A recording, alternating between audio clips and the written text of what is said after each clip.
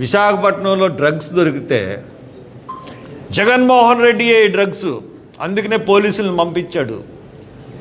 పోలీసులు పంపించి ఇన్వెస్టిగేషన్ ఆలస్యం చేయించాడు అని వీళ్ళు.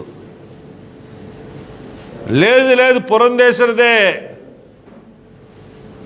ఆ కంపెనీ, పురంధేశ్వరి కొడుకు ఆ కంపెనీలో భాగస్తుడు అని చెప్పి వైసీపీ వాళ్ళు.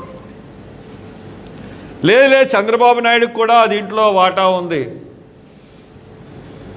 అతను ఎండి ఒకసారి వాషింగ్టన్లో, న్యూయార్క్లో ఒక మహిళ మీద అసభ్యకంగా పరకంగా ప్రవర్తించి అమెరికా జైల్లో కూడా శిక్ష పొందాడు. వాడికి చంద్రబాబు నాయుడికి సంబంధాలు ఉన్నాయని చెప్పి కొంతమంది,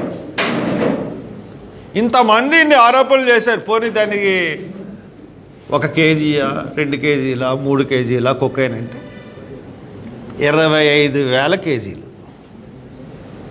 అది నేను చెప్పింది, మీరు చెప్పింది కాదు, సిబిఐ ప్రెస్ మీట్ పెట్టి చెప్పింది. దాని ఖరీదు 50,000 కోట్ల రూపాయల వరకు ఉంటుందన్నారు. ఏమైంది? దీని మీద ఎందుకు మాట్లాడవు చంద్రబాబు? 50,000 కోట్లు డ్రగ్స్ భారతదేశంలోకి వచ్చినంటే భారతదేశం నిర్వీర్యమైపోయే పరిస్థితి. మోడీయే కదా డ్రగ్స్. మీరు ఎవరో ముగ్గురు మాట్లాడకపోతే ఈ డ్రగ్స్ మోడీయే అయ్యి ఉండాలి. అందుకనే సిబిఐ దర్యాప్తు ఏం కనబట్టలే.